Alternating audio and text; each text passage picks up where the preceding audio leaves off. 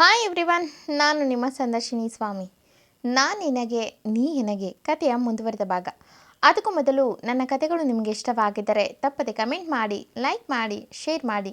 ಹಾಗೆ ನನ್ನ ಚಾನೆಲ್ಗೆ ಹೊಸಬರಿದ್ದರೆ ಸಬ್ಸ್ಕ್ರೈಬ್ ಆಗಿ ಪಕ್ಕದಲ್ಲಿರುವ ಬೆಲ್ ಐಕನ್ನ ಕ್ಲಿಕ್ ಮಾಡಿ. ಇದರಿಂದ ನನ್ನೆಲ್ಲ ಕಥೆಗಳ ನೋಟಿಫಿಕೇಷನ್ ನಿಮಗೆ ಸಿಗುತ್ತೆ. ಸೊ ಬನ್ನಿ, ಕಥೆಯ ಮುಂದುವರೆದ ಭಾಗನ ನೋಡೋಣ. ಎಪಿಸೋಡ್ 144 ಇಂದಿನ ಸಂಚಿಕೆಯಲ್ಲಿ. ಮೂರನೇ ದಿನ ಕೂಡ ಅಗಸ್ತಿನ ಸುಳಿವಿಲ್ಲ ಎಂದಾಗ ಲಾರೆನ್ಸ್ ಬಳಿ ಬಂದ ಇಂದು 2 ದಿನದಿಂದ ತಡೆದಿದ್ದ ತನ್ನ ನೋವು ದುಃಖನ ಕಣ್ಣೀರಾಗಿ ಹೊರಹಾಕಿ, ಅಣ್ಣ ಅವ್ರು ಎಲ್ಲಿದ್ದಾರೆ ಅನ್ನೋದನ್ನು ನಿನಗಾದರೂ ಹೇಳಿದಾರಾ ಎಂದಳು. ಲಾರೆನ್ಸ್ ಕೂಡ ಆತಂಕದಲ್ಲಿ, ಇಲ್ಲ ಕಣಮ್ಮ ಎಂದ ಬೇಸರದಲ್ಲಿ. ಇಂದು ಕಣ್ತುಂಬಿ ಆತಂಕದಲ್ಲಿ, ಇವ್ರು ಎಲ್ಲೋದ್ರು, ಯಾಕೀಗೆ ಮಾಡ್ತಿದ್ರೆ ಅಗಸ್ತ್ಯ ಅವರೇ ಎಂದು ಅಡುಗೆ ಮಾಡೋ ಮನಸ್ಸಿಲ್ಲದೆ ತಲೆನೋವು ಎಂದು ರೂಮ್ ಸೇರಿದವಳು ಅಗಸ್ತ್ಯನ ನಂಬರ್ಗೆ ಕಾಲ್ ಮಾಡಿದ್ರೆ ಅವನ ಫೋನ್ ಸ್ವಿಚ್ ಆಫ್ ಎಂದಿತ್ತು. ಅದನ್ನು ನೋಡ್ದ ಎಂದು ಕಣ್ತುಂಬಿ, ಪ್ಲೀಸ್ ಅಗಸ್ತ್ಯ ಅವರೇ ಬೇಗ ಬನ್ನಿ ಎಂದು ಮನಸ್ಸಿನ ನೆಮ್ಮದಿಗೆ ದೇವರೇ ದಿಕ್ಕು ಎಂದು ದೇವಸ್ಥಾನಕ್ಕೆ ಲಾರೆನ್ಸ್ ಬಳಿ ಹೇಳಿ ಹೋಗ್ತಾಳೆ. ಲಾರೆನ್ಸ್ ಕೂಡ ಅವಳನ್ನು ಒಬ್ಬಳನ್ನೇ ಕಳಿಸ್ದೆ ಅವನ ಜೊತೆಗೆ ಹೋಗ್ತಾನೆ. ಅವಳು ಕಣ್ಣೀರು ಹರಿಯಲು ಬಿಟ್ಟು ದೇವರ ಮುಂದೆ ನಿಂತು, ನನ್ನ ಗಂಡ ಬೇಗ ಏನು ತೊಂದರೆ ಇಲ್ಲದೆ ಬರಲಿ ಎಂದು ಬೇಡಿಕೊಂಡು ದೇವಸ್ಥಾನದ ಹೊರಗೆ ಬಂದು ಕೂರ್ತಾಳೆ. ಮುಂದೆ ಲಾರೆನ್ಸ್ ಅವಳ ದುಃಖ ನೋಡೋಕ್ಕಾಗದೆ, ನೋಡಮ್ಮ ಎಂದು, ನಾನು ಕ್ರಿಶ್ಚಿಯನ್ ಆಗಿದ್ರು ನಮ್ಮ ಕಡೆನೂ ಒಂದು ಮಾತು ಇದೆ ಕಣಮ್ಮ. ಯಾರೇ ಆದರೂ ಹೆಂಡತಿ ಕೊರಳಿನ ಮಾಂಗಲ್ಯನೇ ಗಂಡನಿಗೆ ಶ್ರೀರಕ್ಷೆ ಅಂತ ಹೇಳ್ತಾರೆ. ಅದು ತುಂಬ ಪವಿತ್ರವಾದ ತಾಳಿ ಕಣಮ್ಮ. ನೀನು ಇಲ್ಲಿ ಯಾಕೆ ಅಷ್ಟು ಹಠ ಹಿಡಿದು ಬಂದೆ ಅಂತ ನನಗೆ ಗೊತ್ತಿಲ್ಲ ಅಂದ್ಕೊಂಡಾ? ಆವತ್ತು ನೀನು ರೂಮ್ ಪೂರ್ತಿ ಕೋಪದಲ್ಲಿ ರಂಪ ಮಾಡಿ ವಸ್ತುಗಳೆಲ್ಲನೂ ಬಿಸಾಕುವಾಗ ನಿನ್ನ ಕೊರಳಲ್ಲಿರುವ ತಾಳಿ ಕಿತ್ತಿತು ಅಲ್ವಾ? ಅದೇ ಟೆನ್ಷನಲ್ಲಿ ನೀನು ಪ್ರಜ್ಞೆ ಕಳ್ಕೊಂಡೆ ಅನ್ನೋದು ನೀನು ಮಾತಾಡೋದನ್ನು ಕೇಳ್ಕೊಂಡೆ ಎಂದು. ಆ ತಾಳಿ ಕಟ್ಟಿಸ್ಕೊಳ್ಳೋಕ್ಕೆ ಅಲ್ವಾ ಅಗಸ್ತ್ಯನನ್ನು ಹುಡುಕಿ ಬಂದಿದ್ದು. ಇನ್ನೂ ಯಾಕೆ ತಡ ಮಾಡ್ತಿದ್ಯಾ? 3 ದಿನ ಆಯಿತು. ಅಗಸ್ತ್ಯ ಎಲ್ಲಿ ಅಂತ ಗೊತ್ತಾಗಿಲ್ಲ. ಅವನು ಕೂಡ ಹಠದಲ್ಲಿ ಎತ್ತಿದ ಕೈ. ಆದರೆ ಒಂದಂತೂ ನಿಜ, ಅವನಿಗೆ ನೀನಂದರೆ ತುಂಬ ಇಷ್ಟ. ಅದನ್ನು ನನ್ನ ಜೀಸಸ್ ಮೇಲೆ ಪ್ರಾಮಿಸ್ ಮಾಡಿ ಹೇಳ್ತೀನಿ ಎಂದ. ಇಂದು ಕಣ್ತುಂಬಿ, ಅಣ್ಣ ಪ್ಲೀಸ್ ಇನ್ನೂ ನನಗೆ ನೋವು ಮಾಡಬೇಡಿ. ನನಗೆ ಗೊತ್ತಿದೆ ನಾನು ಮಾಡಿದ್ದು ತಪ್ಪು ಅಂತ. ಅಗಸ್ತ್ಯವರು ಈಗ ಇಳಿದಿರುವ ದಾರಿ ಸರಿಯಿಲ್ಲ. ಅದರಿಂದ ಅವ್ರಿಗೆ ಮುಂದೆ ತುಂಬ ದೊಡ್ಡ ಅಪಾಯ ಆದರೂ ಆಶ್ಚರ್ಯ ಇಲ್ಲ. ಆಗ ನಾನು ಏನು ಮಾಡಲಿ? ಇವಾಗ ಅವರನ್ನು ಹಠ ಮಾಡಿ ಹೇಗಾದರೂ ಮಾಡಿ ಇಲ್ಲಿಂದ ಕರ್ಕೊಂಡು ಹೋಗಬೇಕು ಅಂತಾನೆ ನಾನು ಇಲ್ಲಿಗೆ ಬಂದಿರೋದು. ನೀವು ತಿಳ್ಕೊಂಡಿರೋ ಹಾಗೆ ನಾನು ಅವರನ್ನು ಒಂದು ಬಾರಿ ಮಾತಾಡಿಸ್ಬೇಕು ಅಂತಾಗಲಿ ನೋಡಬೇಕು ಅಂತಾಗಲಿ ಇಲ್ಲಿಗೆ ಬರಲಿಲ್ಲ. ಅವರನ್ನು ಪೂರ್ತಿಯಾಗಿ ನನ್ನ ಜೊತೆ ನಮ್ಮ ಮನೆಗೆ ಕರ್ಕೊಂಡು ಹೋಗೋಕ್ಕೆ ನಾನು ಬಂದಿರೋದು. ಅದೆಷ್ಟೇ ಕಷ್ಟ ಆದರೂ ಪರವಾಗಿಲ್ಲ, ನಾನು ಅದನ್ನು ಮಾಡೇ ಮಾಡ್ತೀನಿ ಎಂದವಳು ಕಣ್ತುಂಬಿ, ಈಗ ಅವರು ಎಲ್ಲಿದ್ದಾರೆ ಅನ್ನೋದೇ ಮುಖ್ಯ. ಅದನ್ನು ತಿಳ್ಕೊಳ್ಳೋ ದಾರಿ ಇದ್ದರೆ ಹೇಳಿ. ಆದರೆ ಒಂದು ಮಾತು ಅಣ್ಣ, ನನಗೆ ನನ್ನ ಗಂಡನೇ ಮುಖ್ಯ. ಅವರು ನನ್ನ ಪ್ರೀತಿಸ್ತಾರೆ ಅಂತ ಗೊತ್ತು. ಆದರೆ ಅದಕ್ಕಿಂತ 2ರಷ್ಟು ನಾನು ಅವರನ್ನು ಪ್ರೀತಿ ಮಾಡ್ತೀನಿ ಅಂತ ನಿಮಗೆ ಗೊತ್ತಾ? ಇಲ್ಲ, ನಿಮಗೆ ಗೊತ್ತಿರೋಕ್ಕೆ ಸಾಧ್ಯ ಇಲ್ಲ. ನನಗಂತ ಸದ್ಯಕ್ಕೆ ಯಾರೂ ಇಲ್ಲ ನನ್ನ ಪಾಲಿಗೆ. ನನಗಿರೋ ಒಂದೇ ಒಂದು ಜೀವ ಅಂದರೆ ನನ್ನ ಗಂಡ ಒಬ್ಬರೇ. ನನ್ನ ತವರಿನವರಾಗಲಿ ನನ್ನ ಒಡ ಹುಟ್ಟಿದ ಅಣ್ಣ ಆಗಲಿ ಯಾರೂ ಇಲ್ಲ. ನನ್ನ ಗಂಡ ಒಬ್ಬರೇ ನನ್ನ ಆಸರೆ. ಅವರಿಗಾಗಿ ಅಲ್ಲಿ ಒಂದು ಫ್ಯಾಮಿಲಿ ಕಾಯ್ತಿದೆ. ಆ ಫ್ಯಾಮಿಲಿಗೆ ಮಾತ್ರ ಅಲ್ಲ, ನನಗವ್ರು ಬೇಕು ಅಣ್ಣ. ಇವಾಗ ನನಗೆ ಅಂತ ಇರೋದು ಇದೊಂದೇ ದಾರಿ. ಅವ್ರ ಜೊತೆ ಕೋಪ ಮಾಡಿಕೊಂಡು ಅವರ ಮನಸ್ಸನ್ನು ಬದಲಾಯಿಸಿ ನನ್ನ ಜೊತೆ ಕರ್ಕೊಂಡು ಹೋಗೋದು. ಈಗಾಗಲೇ ನಾನು ನನ್ನ ಪ್ರೀತಿಸೋ ಜೀವಗಳನ್ನು ಕಳ್ಕೊಂಡಿದ್ದೀನಿ. ಆದರೆ ಈಗ ಅವರನ್ನು ಕೂಡ ನಾನು ಕಳ್ಕೊಡೋಕ್ಕೆ ಇಷ್ಟಪಡಲ್ಲ ಅಣ್ಣ. ಅದಕ್ಕೆ ನಾನಿಲ್ಲಿ ಬಂದಿದ್ದು. ನನಗೆ ಮಾಂಗಲ್ಯ ಎಷ್ಟು ಮುಖ್ಯನೋ ಹಾಗೆ ಅದನ್ನು ಕಟ್ಟಿದ ವ್ಯಕ್ತಿ ಕೂಡ ಮುಖ್ಯ ಎಂದು. ನನ್ನ ಗಂಡನಿಗೆ ಏನೂ ಆಗಿಲ್ಲ, ಯಾಕಂದರೆ ಈ ಹಿಂದೂ ಮನಸ್ಸು ಯಾವತ್ತೂ ಅಗಸ್ತ್ಯ ಅವರನ್ನೇ ಸುತ್ತುತ್ತೆ. ಅವರಿಗೆ ಯಾವ ತೊಂದರೆನೂ ಮಾಡೋಕ್ಕೆ ಬಿಡಲ್ಲ. ಆದರೆ ಅವರು ಎಲ್ಲೋದ್ರು ಅನ್ನೋದೇ ನನಗೆ ಟೆನ್ಷನ್ ಎಂದವಳು ತನ್ನ ಕಣ್ಣೀರನ್ನು ಒರೆಸಿ, ನಡಿ ಹೋಗೋಣ ಎಂದಳು. ಲಾರೆನ್ಸ್ ಇದುವರೆಗೂ ಇಂದು ಬಗ್ಗೆ ಒಂದು ರೀತಿ ತಿಳ್ಕೊಂಡಿದ್ದ. ಆದರೆ ಈಗ ಇಂದು ಮಾತಾಡಿದ್ದನ್ನು ಕೇಳಿ ಇಂದು ಬಗ್ಗೆ ಹೆಮ್ಮೆ ಮೂಡಿತು. ಲಾರೆನ್ಸ್, ಸರಿನಮ್ಮ, ನಡಿ ಮನೆಗೆ ಹೋಗೋಣ. ಆದರೆ ನೀನು ಟೆನ್ಷನ್ ಆಗಬೇಡ, ಯಾಕಂದರೆ ಭಗವಾನ್ ಇನ್ಫ್ಲುಯೆನ್ಸ್ ತುಂಬ ಜಾಸ್ತಿ ಇದೆ. ಅವನು ಹೇಗಾದರೂ ಮಾಡಿ ಅಗಸ್ತ್ಯನನ್ನು ಆದಷ್ಟು ಬೇಗ ಹುಡುಕುವ ವ್ಯವಸ್ಥೆ ಮಾಡಿಸ್ತಾನೆ. ಆದರೆ ನೀನು ಧೈರ್ಯವಾಗಿರಬೇಕು, ಚಿಂತೆ ಬೇಡ. ಅಗಸ್ತ್ಯ ಯಾವುದೇ ಕೆಲಸಕ್ಕೆ ಕೈ ಹಾಕಿದ್ರೂ ಅವನೆಲ್ಲೂ ಸೋಲಲ್ಲ. ಅದು ಅವನ ಫ್ರೆಂಡಾಗಿ ನನಗೆ ತುಂಬ ಚೆನ್ನಾಗಿ ಗೊತ್ತು ಎಂದ ಕಾನ್ಫಿಡೆನ್ಸ್ನಲ್ಲೇ. ಇಂದು ಬೇರೇನು ಮಾತಾಡದೆ ಸೈಲೆಂಟಾಗಿ ಮತ್ತೊಮ್ಮೆ ದೇವರಿಗೆ ಕೈ ಮುಗಿದು ಆದಷ್ಟು ಬೇಗ ನನ್ನ ಗಂಡ ವಾಪಸ್ ಬರಲಿ ಕ್ಷೇಮವಾಗಿ ಎಂದು ಬೇಡ್ಕೊಂಡು ಭಗವಾನ್ ಬಂಗಲೆಗೆ ಹೋಗ್ತಾಳೆ. ಅಲ್ಲಿ ಸೀದಾ ಕಿಚನ್ಗೆ ಹೋಗ್ತಾಳೆ. ಅಗಸ್ತ್ಯ ಆದಷ್ಟು ಬೇಗ ಇವತ್ತು ಸಂಜೆ ಒಳಗಡೆ ನನ್ನ ಕಣ್ಮುಂದೆ ಇರಬೇಕು. ಅವನು ನನ್ನ ಬಲಗೈ ಮಾತ್ರ ಅಲ್ಲ, ಅವನು ನನ್ನ ಮಗನಿಗಿಂತ ಹೆಚ್ಚು. ನನ್ನ ಮಗನಂತ ಅಗಸ್ತ್ಯನಿಗೆ ಎಳ್ಳಷ್ಟು ತೊಂದರೆ ಆಗಬಾರ್ದು ಎಂದು ಜೋರಾಗಿ ಕಿಚ್ಚುತ್ತಿದ್ದ ಭಗವಾನ್ನ ನೋಡಿ ಹಿಂದೂ ಒಮ್ಮೆ ನಿಟ್ಟುಸಿರು ಬಿಟ್ಟು ಕಿಚನ್ಗೆ ಹೋಗ್ತಾಳೆ.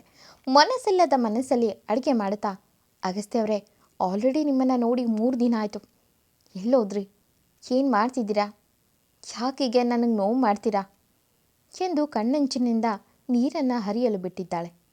ಆವತ್ತು ಸಂಜೆವರೆಗೂ ತುಂಬ ದೊಡ್ಡ ದೊಡ್ಡ ವ್ಯಕ್ತಿಗಳು ಭಗವಾನ್ ಬಂಗಲೆಗೆ ಬಂದು ಭಗವಾನ್ನ ಮೀಟ್ ಮಾಡಿಕೊಂಡು ಹೋಗ್ತಾರೆ.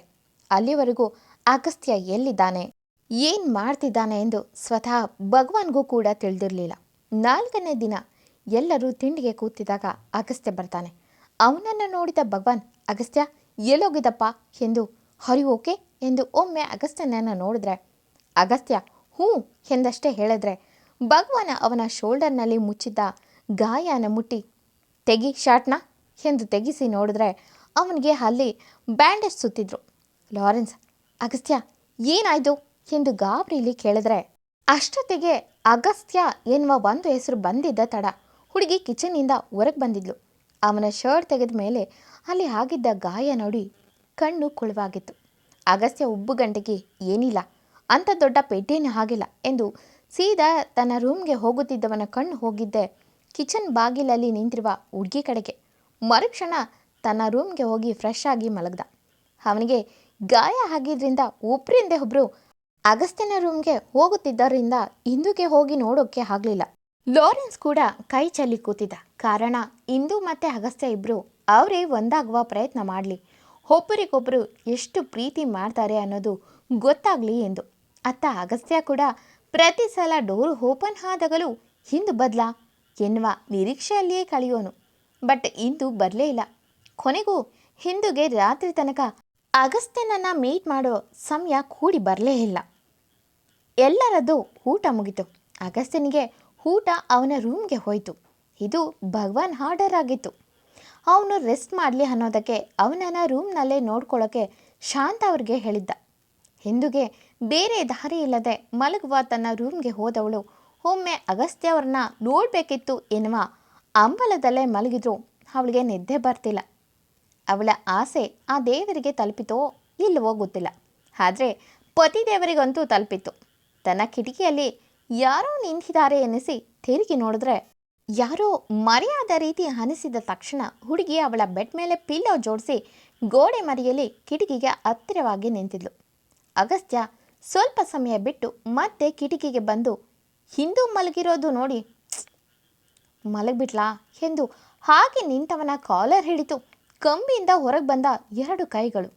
ಅಗಸ್ತ್ಯ ತಕ್ಷಣ ಉಬ್ಬೇರಿಸಿ ಕಿಟಕಿ ಕಡೆ ನೋಡಿದ್ರೆ ಹುಡುಗಿ ಕಣ್ತುಂಬಿದ್ರು ಕೋಪ ಮುಖದಲ್ಲಿ ಎದ್ದು ಕಾಣ್ತಿದೆ.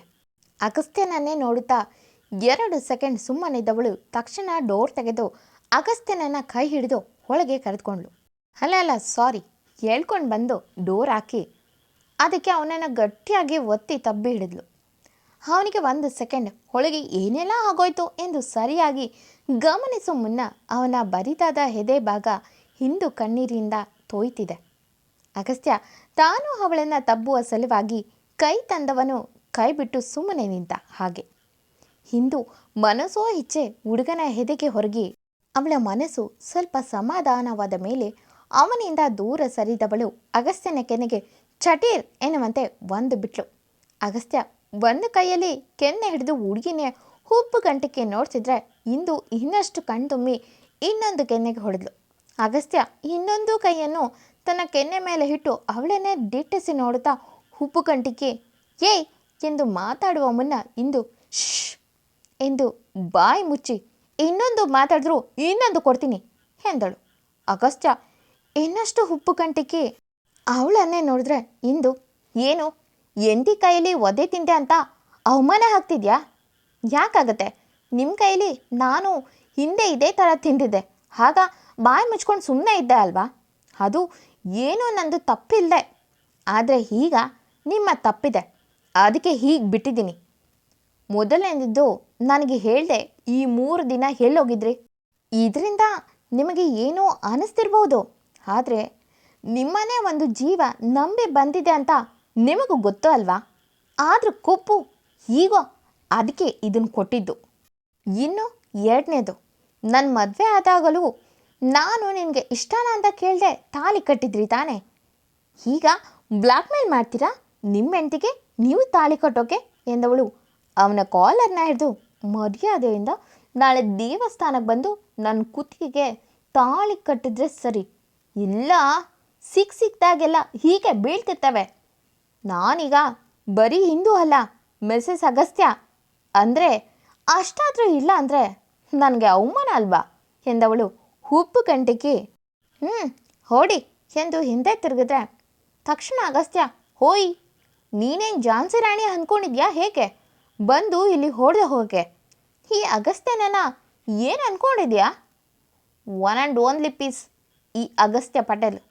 ಇವನಿಗೆ ಒಡೆಯೋವಷ್ಟು ಹೆಚ್ಕೊಂಡಿದ್ಯಾ? ಇರಲಿ ಕಣೆ, ಇರಲಿ, ಟೈಮು ನಿನ್ನ ಕಡೆ ಇದೆ. ಇದ್ದರಿದ್ರೆ ಹಾಣೆ ಗೀಣೆ ಇರಲಿಲ್ಲ ಅಂದಿದ್ರೆ ಈ ಅಗಸ್ತ್ಯ ಯಾರು ಅಂತ ತೋರಿಸ್ತಿದ್ದ ಎಂದ. ಎಂದಿನಂತೆ ಕತೆ ಮುಂದುವರಿಯೋದು. ಈ ಕತೆ ನಿಮಗೆ ಇಷ್ಟವಾಗಿದ್ದರೆ ತಪ್ಪದೆ ಕಮೆಂಟ್ ಮಾಡಿ, ಲೈಕ್ ಮಾಡಿ, ಶೇರ್ ಮಾಡಿ. Thank you for watching.